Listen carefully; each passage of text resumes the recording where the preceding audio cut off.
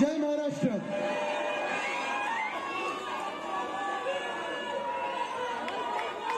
जय महाराष्ट्र.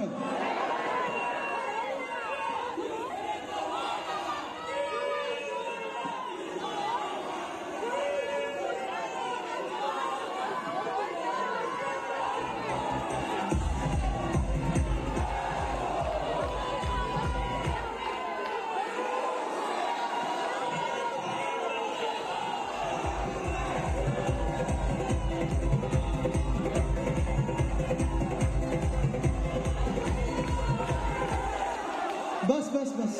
मला वाटतं प्रचार सभा जरा जरा थांबा, जरा थांबा, जरा थांबा. साजरा आपल्याला निवडणुकीनंतर करायचं आहे. 9 वाजायला आलेले आहेत.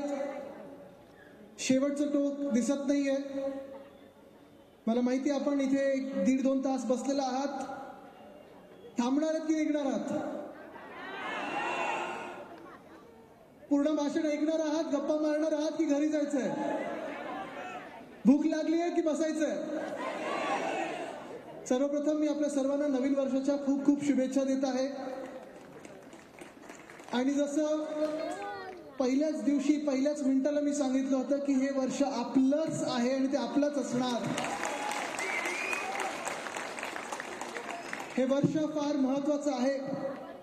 2024 या वर्षाची वाट आपण अनेक वर्ष पाहत होतो. गेले 1.5-2 वर्ष नुसतं महाराष्ट्राला नाही, नुसतं मुंबईला नाही, संपूर्ण देशाला एक आस होती, एक आशा होती की 2024 येणार कधी. ते वर्ष आता आलेलं आहे. आपल्याला दिल्लीला दाखवायचं हे 2024 हे आमचंच आहे. महाराष्ट्र गाजवणार. मला जाणीव आहे की या वर्षाचा पहिला मेळावा, कार्यकर्ता मेळावा आपण दक्षिण मुंबईतून घेत आहोत. आपल्या दक्षिण मुंबईतून घेत आहोत. ही मुंबई आपलीच राहणार हे आपण आज ठरवलेलं आहेच, निश्चय केलेलाच आहे. इथे व्यंकटेश्वराचं मंदिर आहे. आपल्या सर्वांचे आशीर्वाद आहेत. आज माझ्या आजीचा म्हणजे महाआजीचा आज जयंती. पण आज तिची आठवण येत असताना इथे सगळं मी माय माऊली बघत असताना, तुमचे सगळ्यांचे आशीर्वाद घेत असताना सुरुवात आपण ही जी करत आहोत ह्या दक्षिण मुंबईतून करत आहोत. कारण फार महत्वाची ही दक्षिण मुंबई आहे. संपूर्ण देशाचं लक्ष या दक्षिण मुंबईवर असतं. खासदार अरविंद सावंत साहेबांना विचारा, तिथे दिल्लीत देखील असेल, जगभरात कुठेही असेल, दक्षिण मुंबईवर एक खास लक्ष असतं, महत्व असतं. कारण हीच दक्षिण मुंबई, हीच मुंबई देशाला चालवत आलेली आणि देशाला पुढे नेत आलेली आहे. पण पोटदुखी नक्की हीच आहे त्यांच्यामध्ये. जे विरोधक आहेत, जे महाराष्ट्र द्वेषी आहेत, जे महाराष्ट्राच्या विरोधात काम करत असतात, म्हणजे खोके सरकार असेल किंवा भाजपा असेल, त्यांच्या पोटात एवढंच दुखतं की मुंबई आपल्या देशाला चालवते हे त्यांची पोटदुखी आणि ती आपल्याला आता मोडून काढायची. म्हणून आज मी तुमच्या समोर आलेलो आहे. तुम्ही लक्षात घ्या, संयुक्त महाराष्ट्राचा लढा इथे हुतात्मा चौक आहे, हुतात्मा स्मारक आहे. तिथून जर आपण पाहिलं तर पुढे गेलं तर अनेक मोठे मोठे इमारती ज्या आहेत तिथे कितीतरी हेडक्वार्टर्स होते. एअर इंडिया असेल, LIC असेल, अनेक ज्या बँका असतील, मोठे कॉर्पोरेशन असतील, मोठे ऑफिसेस असतील, हे सगळे आपल्या दक्षिण मुंबईत होते की नाही? मग गेल्या 10 वर्षात कुठे नेले? कुठे गेले? का गेले? काही बिघडवलेलं आपण त्यांचं? काही आपण वेगळं केलं होतं? जे अनेक दशक, अनेक वर्ष इथे आपल्या दक्षिण मुंबईत असेल, आपल्या मुंबईमध्ये असेल, जे कारभार करणारे मोठे उद्योग होते, मोठे ऑफिसेस होते, मोठे हेडक्वार्टर्स होते, हे गेल्या 10 वर्षात मुंबईतून एक एक आपल्याला कळत न कळत हलवले गेले. आणि आपल्याला जाणवायला लागलं की केंद्र सरकार असेल किंवा हे राज्य सरकार असेल, जे आता आपल्या डोक्यावर बसवलं गेलं आहे, ते महाराष्ट्र विरोधी आहे, महाराष्ट्र द्वेषी आहेत. कदाचित काश्मीर मधला, जम्मू काश्मीर मधला 370 कलम काढला असेल, पण माझा हा सवाल आज केंद्र सरकारला आहे की महाराष्ट्रावर काही असं वेगळा कलम तुम्ही बसवलाय का की महाराष्ट्रावर अन्यायच करत राहायचा? एखादं राज्य देशभरात कुठचं जिथे अन्याय करायचा असेल तर महाराष्ट्रावरच करायचा, असा कुठचा नवीन कलम बसवला आहे का तुम्ही? हा माझा आज त्यांना प्रश्न आहे. कारण जो काही अन्याय होत आहे तो आपल्याच राज्यावर होत आहे. आठवा ना, गेल्या 2.5 वर्षातले असेल, गेल्या 2 वर्षातले असतील, जे आपले सरकार महाविकास आघाडीचं पाडून जे खोके सरकार, बिल्डर कॉन्ट्रॅक्टर सरकार आपल्या डोक्यावर बसवलं, ते कुठच्या राज्यात बसवलं? आपल्याच महाराष्ट्रात बसवलं. बरोबर ना? हे सरकार हे तुमच्या हिताचं आहे का? आहे का? हे सरकार तुमच्या आमच्या हिताचे निर्णय घेत आहे का? हे सरकार इकडच्या सामान्य माणसाचं आहे का? हे सरकार महाराष्ट्रातून चालतंय का? ह्या सरकारचं मंत्रालय मुंबईत आहे की गुजरातमध्ये आहे? बघा, सत्य बोलत आहे मी.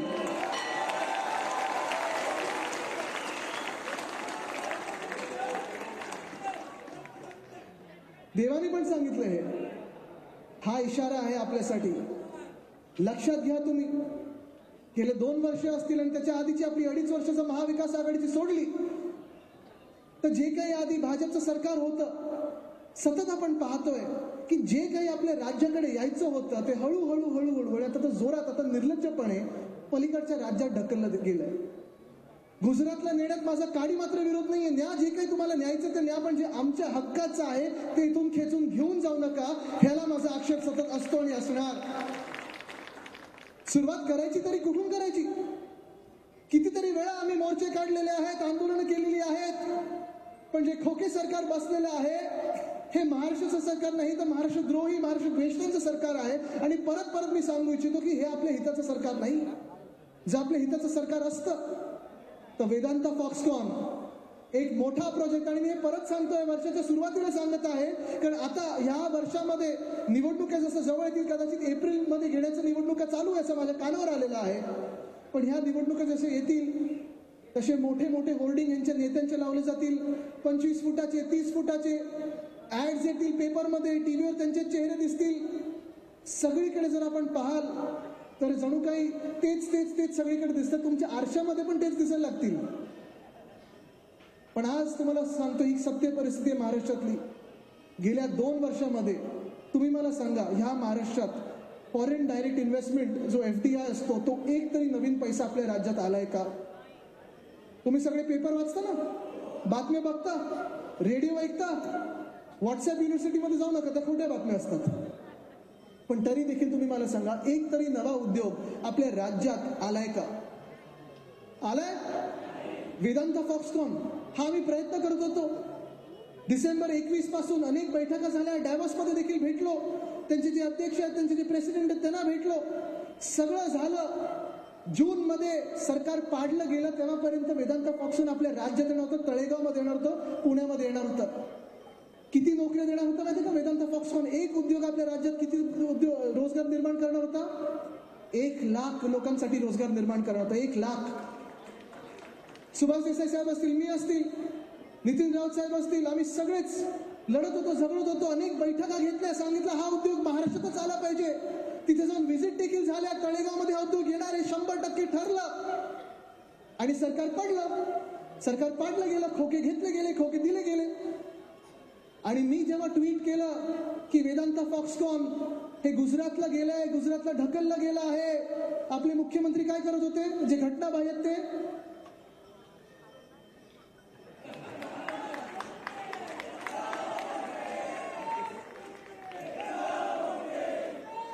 जसं वेदांता फॉक्सकॉन गुजरातला गेलं तसं एअरबस टाटा गेलो कुठे?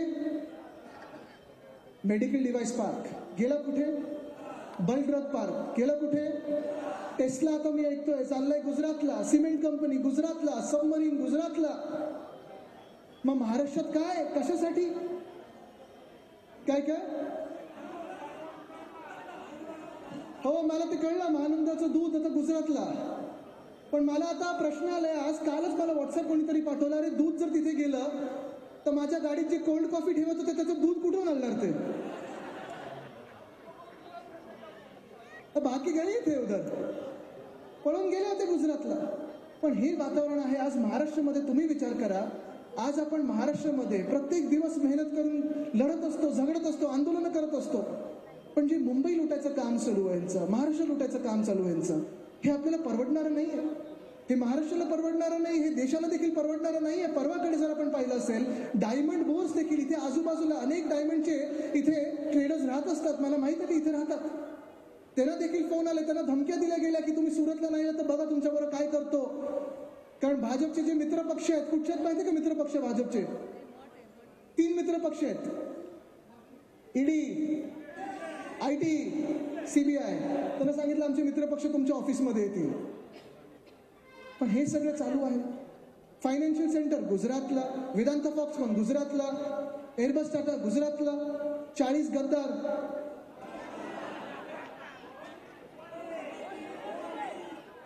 पळून सगळीकडून आले. पण आज हेच मला तुम्हाला सांगायचं आणि आज मी तुम्हाला तेच सांगायला आलेलो आहे. मला वाटतं ह्याच मतदारसंघातून की पलीकडच्या आपल्या राज्याचे अध्यक्ष महोदय विधानसभेचे हाच आहे ना. आवाज पोचतोय का मला माहित नाही, आज घरी येते नाही. ठीक आहे, मला त्याच्यावर काही जायचं नाहीये.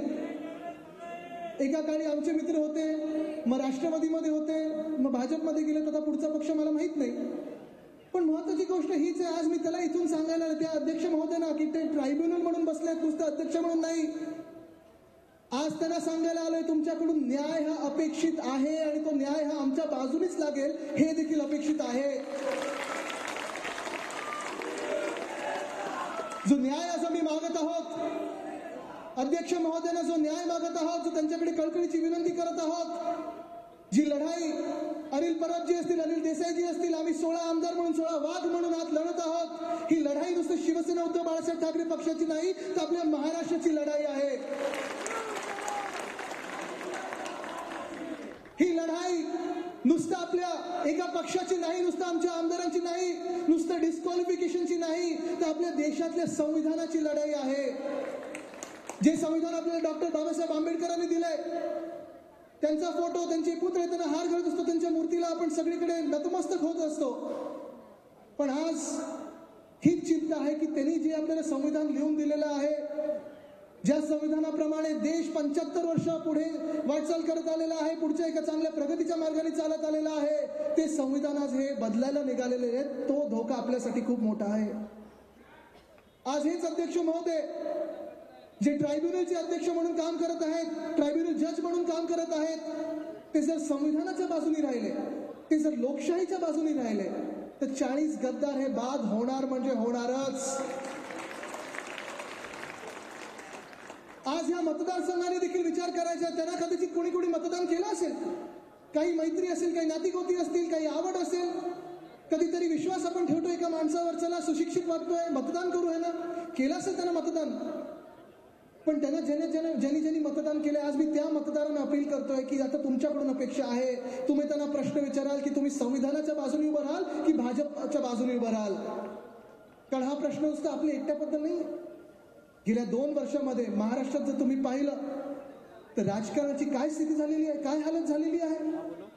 आपल्या सर्वांनाच प्रत्येक जिल्ह्यामध्ये, प्रत्येक तालुक्यामध्ये, प्रत्येक गावामध्ये, प्रत्येक शहरामध्ये विभागला गेलेला आहे. भांडणं लावली आहेत, जाती जातीमध्ये भांडणं आहेत, धर्मामध्ये भांडणं लावली आहेत, जिल्ह्यामध्ये भांडणं लावली आहेत, गल्लीमध्ये भांडणं लावली आहेत. कारण आपण जेव्हा भांडतो तेव्हा ह्यांची बिल्डर आणि ह्यांचे कॉन्ट्रॅक्टर खोदायला सुरू करतात आणि ती खोदकामं सगळीकडे सुरू होतात.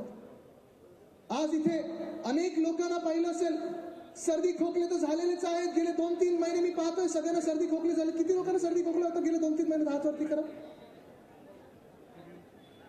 नाही, मी विचारलं नाही किती लोक भारतचे नागरिक आहेत, विचारलं किती लोकांना सर्दी खोकला झाले, कारण सगळेच हात वरती करतात. सगळ्यांनाच सर्दी खोकला झालेला. आपण सगळेच लोक सर्दी होते, खोकला होते, धूळ सगळीकडे, धुळीचं साम्राज्य झालेलं आहे.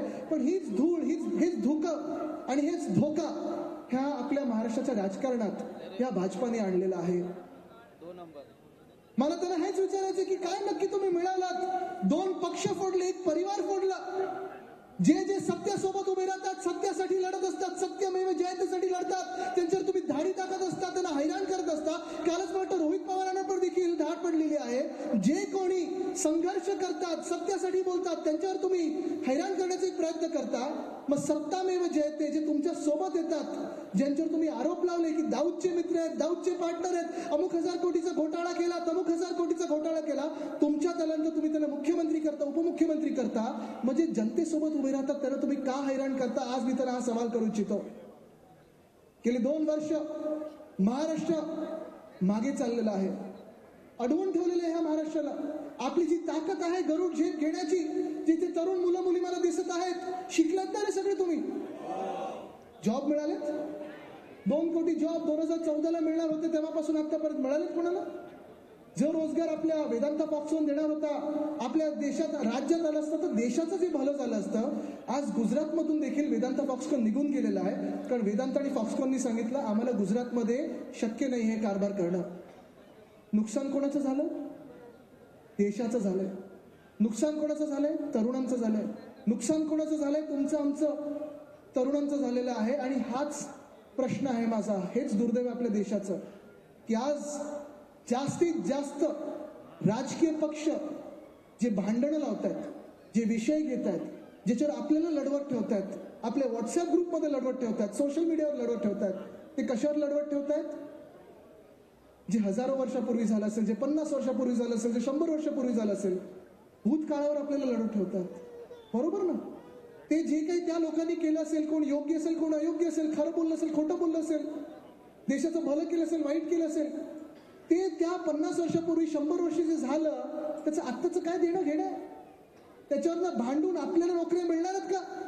आपली पोटं भरणार आहेत का? आपल्या हाताला काही काम मिळणार आहे का? हा प्रश्न आज मी तुम्हाला उपस्थित करतोय, की भविष्यासाठी कोण लढतंय ह्याच्यावर तुम्ही आता लक्ष दिलं पाहिजे. भविष्यासाठी कोण लढतंय? एका बाजूला आपण पाहताय की सगळीकडे असं काय चाललेलं आहे की जणू काही मुंबई खोदलेली आहे. विकासाच्या नावाखाली हे बिल्डर आणि कॉन्ट्रॅक्टर प्रत्येक गल्ली खोदत आहेत. पण जो मी रस्त्याच्या घोटाळ्याबद्दल बोलत होतो, ज्या रस्त्याचा घोटाळा मी मागच्या 15 जानेवारी 2023ला बोलत होतो, आज तारीख काय? 6 जानेवारी 2024. मला सांगा तुम्ही, दक्षिण मुंबईमध्ये जो टेंडर घोटाळा झालेला आहे, तो टेंडर रद्द झालेला आहे, एका वर्षात एक तरी नवा रस्ता झालाय का इथे? 2023च्या टेंडर मधला एक तरी नवीन रस्ता सुरू झालेला आहे का? आणि हाच माझा आक्षेप होता. त्यावेळी पण मी तेच बोललो, यावेळी पण बोलतो की सीएम म्हणजे करप्ट मॅन, करप्ट मंत्री. घटना बाहेर जे मुख्यमंत्री आहेत ते करप्ट आहेत. त्यांना टेंडर मध्ये एवढा इंटरेस्ट आहे की आईस्क्रीम पण खातात तर टेंडर कोकोनटचा खातात. ट्रॅक्टर आणि कॉन्ट्रॅक्टर मधला फरक कळत नाही. पण आपल्या महाराष्ट्राचं वाटोळं करायला निघालेले, आपल्या मुंबईचं वाटोळं करायला निघालेले. दुःख ह्याच गोष्टीचं आहे. ठीक आहे ना, जर सरकार चालवायचं होतं तुम्हाला, आमचे लोक फोडले ना फोडा, खोके दिले द्या, सरकार बनवलं बघा. ठीक आहे, तुम्हाला माहिती ना लाज आहे ना शरम आहे ना हिंमत आहे निवडणूक लढण्याची, ते तर नाहीच आहे तुमच्यात. पण सरकार तरी नीट चालवले शिका थोडं तरी. आज आपण पाहताय एक सुद्धा रस्ता सुरू झालेला नाहीये. 6080 कोटीचा घोटाळा जो मी एक्सपोज केला त्याच्यावर आज पण मी ठाम आहे.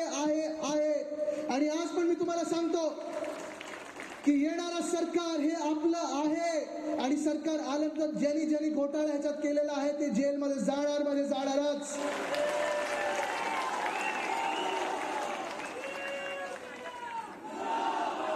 ही केस ओपन अँड शट केस आहे, करप्शनची, भ्रष्टाचारची ओपन अँड शट केस आहे. आज मी इथून आपले जे प्रशासक आहेत मुंबई महानगरपालिकेचे, मुंबईचे म्युनिसिपल कमिशनर आहेत, त्यांना सांगतोय की तुम्ही या घोटाळ्यामध्ये आहात, सावध राहा.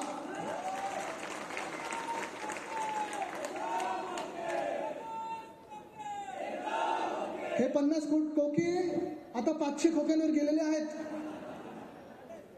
पण सगळ्यांना अपना टाइम आएगा. आणि खोके खाण्याचं नाही तर हे ना दाखवायचं की कुठे तुम्ही जाणार आहात ते ठरवा तुम्ही. जसं मी तुम्हाला सांगितलं रस्त्याचा घोटाळ्याचा प्रश्न आहे, तसा स्ट्रीट फर्निचरचा घोटाळा आहे. संपूर्ण मुंबईमध्ये 263 कोटीचा स्ट्रीट फर्निचर घोटाळा केलेला आहे. नाही, तुमची आमची मुंबई हे विकायला निघालेले आहेत.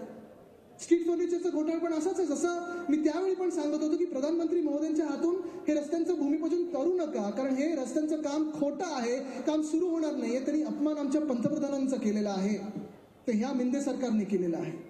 तसंच स्ट्रीट फर्निचरचा घोटाळा 263 कोटीचा घोटाळा. माहिती त्यांनी काय काय केलं त्याच्यात? कुंड्या घेणार 10,000 कुंड्या झाडांसाठी, पण अजून झाडं कुठची लावणार त्याच्यात त्यांना काहीच माहिती नाहीये. टेंडरमध्ये दिले की एक कॉन्ट्रॅक्टर 13 गोष्टी घेणार विकत. कुठच्या गोष्टी, किती गोष्टी, काही माहिती नाहीये. किंमत कोणी ठरवली, काही माहिती नाहीये. चाललंय, फाईल पास झाली. मी लोकायुक्तांना पत्र लिहिलेलं आहे. लोकायुक्तांनी मला फेब्रुवारीची तारीख दिली आणि ह्यांना देखील ज्यांनी घोटाळे केलेत त्याला जेलमध्ये टाकल्याशिवाय राहणार नाही आम्ही. सॅनिटरी पॅडचा घोटाळा, बाथरूमचा घोटाळा, रस्त्याचा घोटाळा, म्हणजे किती तुम्ही काय नक्की मिळवलं या महाराष्ट्रासाठी? सरकार पाडून स्वतःला खुर्चीवर बसवून काय नक्की मिळवलं? आज मला हा प्रश्न विचारायचा त्याला. बरं, जी आम्ही कामं केली आहेत त्याचे उद्घाटन तरी करा, क्रेडिट तरी घेण्याचा प्रयत्न करा.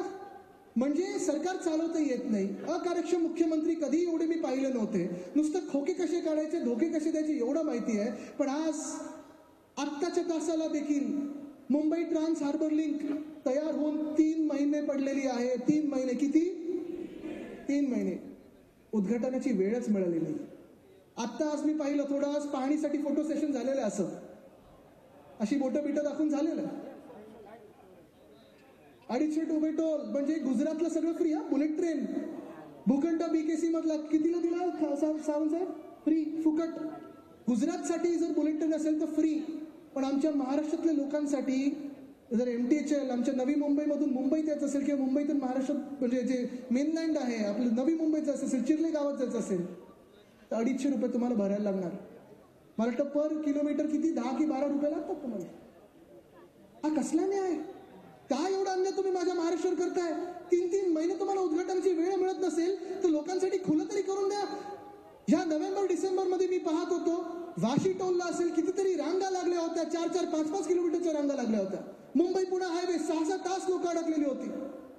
पण आम्हाला उद्घाटनाची तारीख मिळत नाही, दिल्लीवरनं आदेश मिळत नाही. उघडायचं कसं? जनतेचे आम्ही सेवक नाहीच आहोत.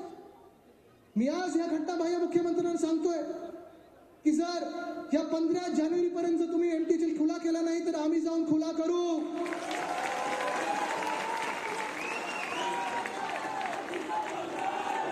कारण तुम्हाला कदाचित तुम्हाला उत्तरं दिल्लीला द्यायची असतील, मला उत्तरं ह्या जनतेला द्यायची, या महाराष्ट्राच्या जनतेला द्यायची आहेत.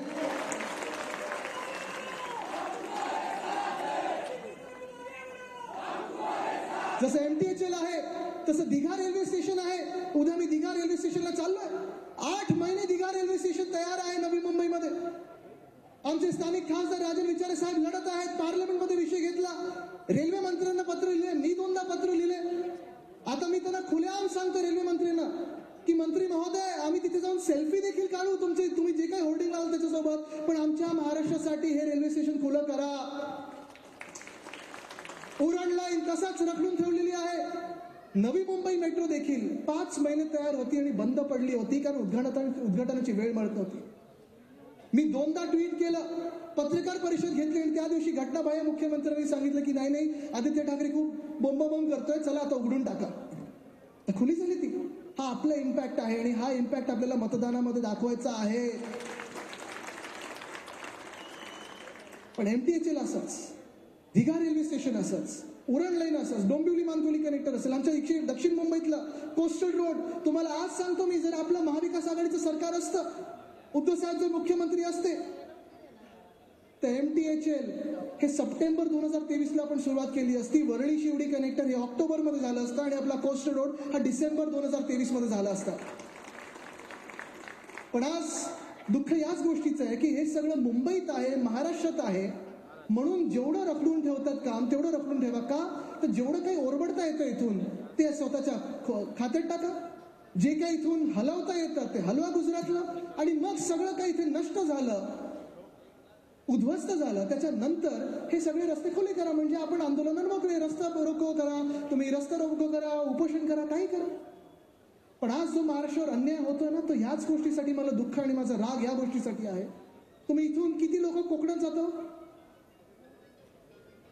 हा, आता मला तुम्ही सांगा, मुंबई गोवा हायवे महामार्ग किती वर्ष सुरू? बरोबर आहे. गेल्या 10 वर्षात आपण किती वेळा ऐकले की आता पूर्ण होणार, पुढच्या वर्षी पूर्ण होणार. मागच्या सप्टेंबरमध्ये आपल्याला किती वेळा ऐकू आलं की आता डिसेंबर पर्यंत होतंय.